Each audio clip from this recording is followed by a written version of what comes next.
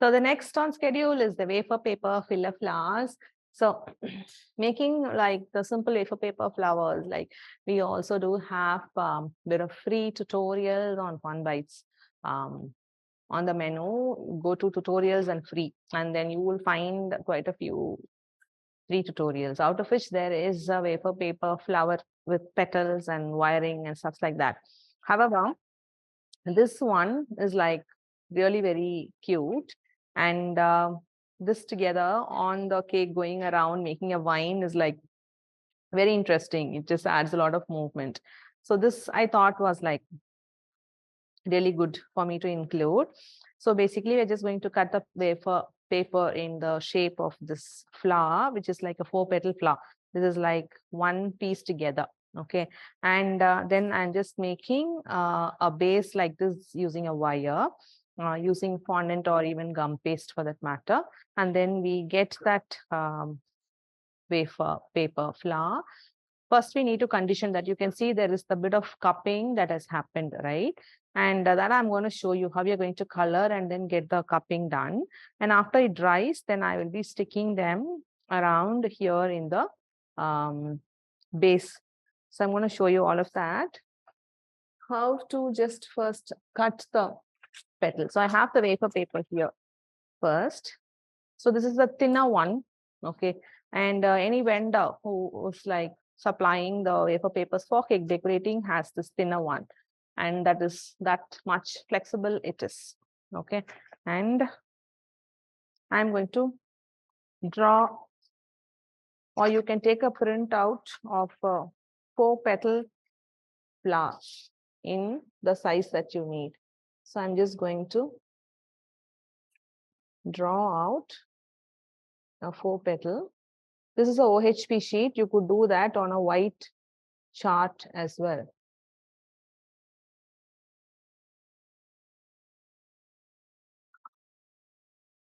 So now on the OHP, I'm going to cut out the template.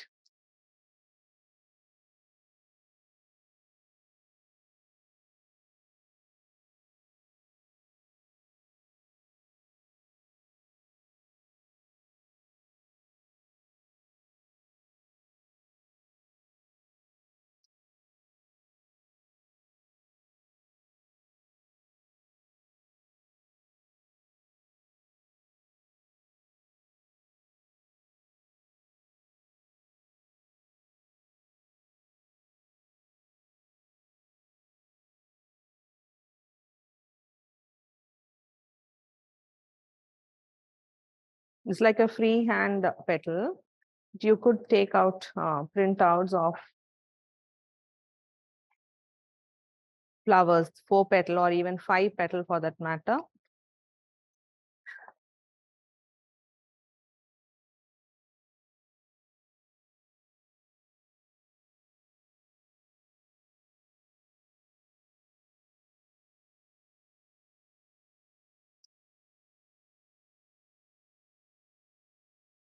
So I have the template ready using the OHP sheet. Okay. So now I'm just going to pick up the wafer paper, place the template right here, and then just cut through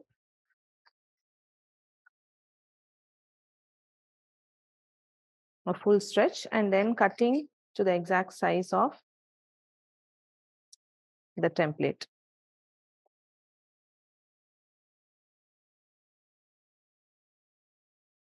You can keep about 4 such sheets, one on top of the other, not more. Even if you're just going to make like 100 flowers, it's not good to have like 10 sheets together because the cutout is not going to come out great.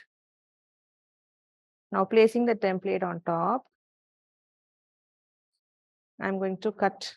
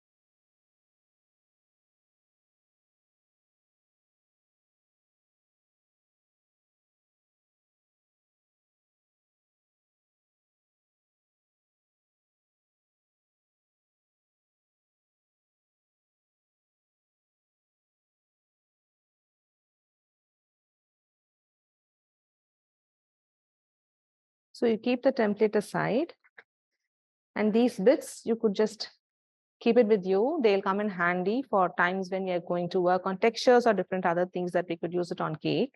So you don't have to just waste them. And now I have these petals cut out, 4 of them at one go. Okay. Now the next thing I will need is something called as potion. That's a mixture of glycerin, corn syrup, and water. The measurements will be given to you in the document that you will receive. So I'm just going to add that. It's a clear liquid. And to that, to make like a white colored or just a plain natural color of the wafer paper, this needs to just go on without the addition of color. But right now, I'm looking at green colored flour. So I've added avocado green quite a bit. Now this looks quite dark here because there's going to be corn flour coming in between, and that will just take away a little bit of the intensity of the color. So you want to have this portion quite darker than you actually need. Okay. So now the portion is ready. And the next thing that you will need is corn flour. All this you have to keep it handy. And then the makeup brush part. Okay. And the next thing is like a foam pad. Okay. That is used for flowers. Now I'm going to place the wafer paper, the cutout wafer paper, and then dip the brush in the portion, and I'm going to brush on top. And once I have brushed immediately, I'll dip the makeup brush in the corn flour, just remove the excess corn flour, and then dust the corn flour on top of the wafer paper.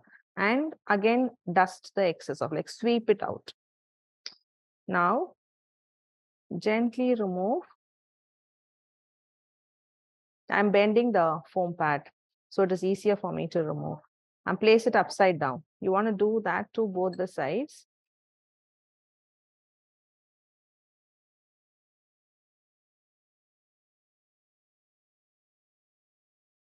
So once you add the liquid, and by the time you apply the corn flour, it is going to be very, very fragile. So I've broken this petal out. I'll just start over. Take one petal.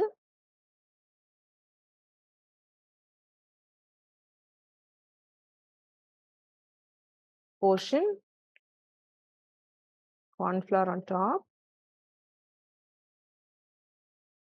Sweep off excess corn flour.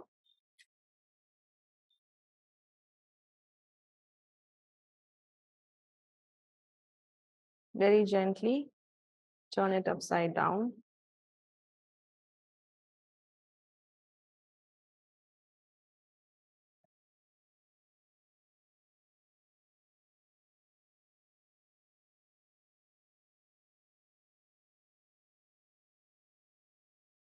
I think the cut is a little too deep.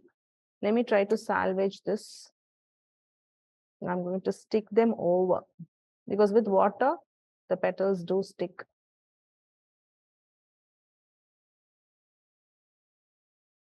Okay.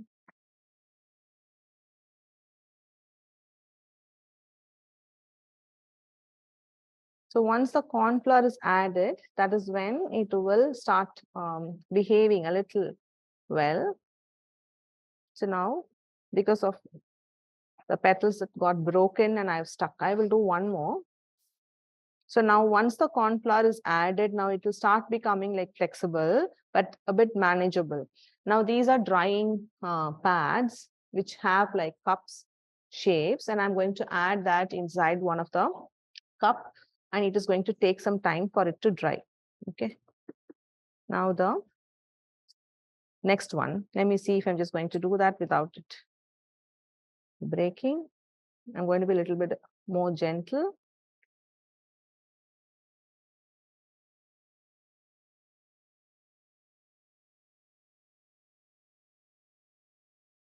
Colors added, corn flour, and then dusted as well.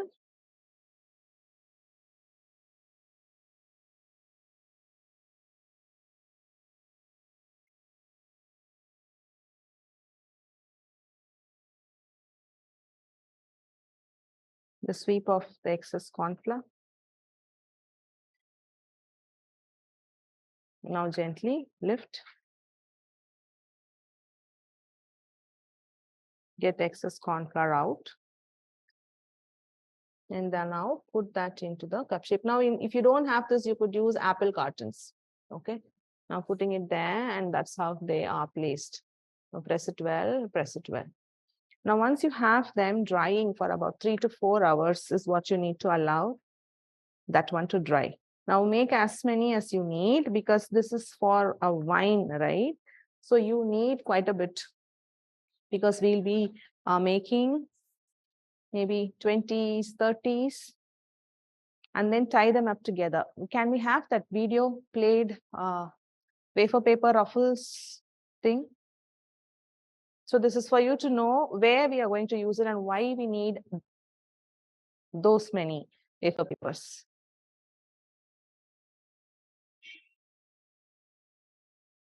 Okay, so this is the place where we'll be using. That's a 6-inch buttercream cake, and the bottom is like a dummy. I'll show you how to cover a dummy with fondant. And then the bottom is all wafer paper ruffles that we'll be doing it tomorrow. And this is the wafer filler flower, wafer paper filler flower wine. So they are together, put together like a long wine, and how that wine is going to be attached onto the cake so it just stays there, right? So this is the ruffles that you see and the wines, and that's why we need so many. And now to make the base, that is our 24G wire. I'm going to cut the wire like 1/3, okay? And you could use gum paste, that is like much better because it dries up really well and becomes hard rather than a fondant. Or you could use CMC onto fondant and then use that as well. So I'm going to take a tiny bit.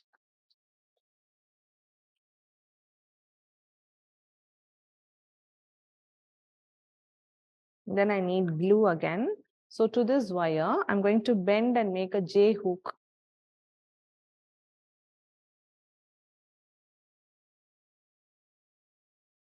Okay, like a J hook is made. Okay, I'm going to dip that into the glue and drip off excess.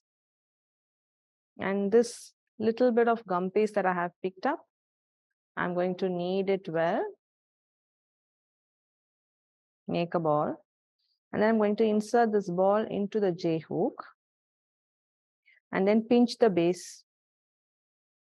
Only then whatever you have added, the gum paste will just get itself locked inside this wire or it may come out. After pinching, I'm just twisting it here.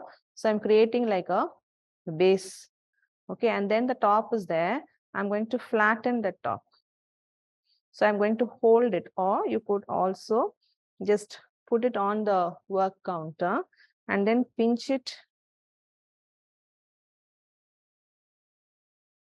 and then create a base like so.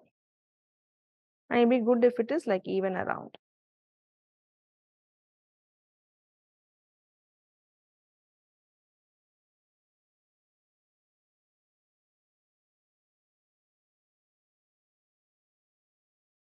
Okay, so when the base is like these, you need to make as many as you need for the number of flowers that you have made. Okay, so now that needs to get drying. Now, once you have the flowers done and drying, let me have it. So I'm going to pick up the one that is already dried up. Now this one is not dried at all. I think we need to give the time. Or do we have just the petals which is not stuck? Just the petals which is dried and not stuck.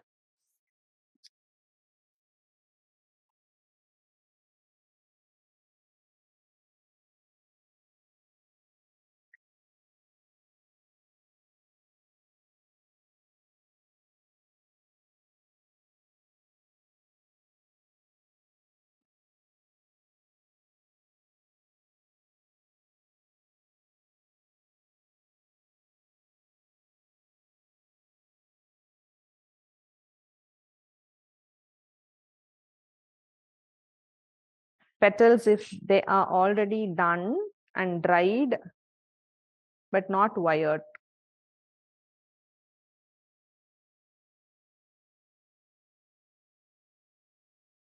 So I think I'll use this. I've picked up one. Okay, so the logic is once it is all dried up and in shape, okay, so now they will be quite stiff and it will hold the shape. Now this one, if I'm going to pick up, it is just going to be pretty much flexible. It's going flat, but this one wouldn't go flat, right? You want to allow enough time for it to dry. So once all these petals are all completely dried up, we'll just pick up the base that we've made, and you want that to dry as well. And then use edible glue. Edible glue works as much. Add the glue here and then stick the wafer paper onto the base, and then it is just going to be wired. Now that one single piece of the wafer paper, which was conditioned by adding the potion, by coloring and corn flour, and once it takes the shape and dried up completely, where the petal is just not falling apart, and then with a base you use edible glue and then stick it together. Now we will be doing as many needed. I have quite a few also. And then when I'm going to use it on the cake, like how do we make vines and put it on the cake, that we will look when we get back in that particular section of the course. Okay, so now we have made the wafer paper filler flower. Any doubts on the specific section? If you guys are watching, doubts on the wafer paper?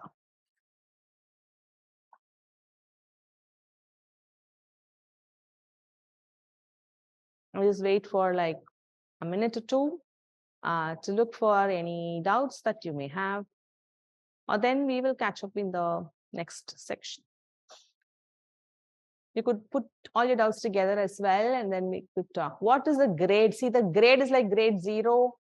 I'm not very specific about grades because there are different brands that are there in Amazon, but Amazon sells like 100 sheets together. What I prefer buying from, where I prefer buying from is the baking supply store. Homecraft has the thin and the thick sheet. That is what they call that. So the thin sheet is for doing the flowers, and Homecraft has that. Even New Arif in Mumbai. Both of them are based in Mumbai, but they do ship pan-India. So it's not the one that is used for edible printing. It is the one that is used for flowers, which is a thinner wafer paper.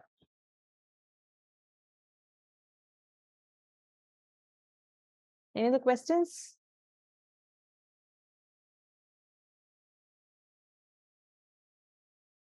We catch up on the next section. So I just take a break, clear this up, and then I'll come back on the next lesson.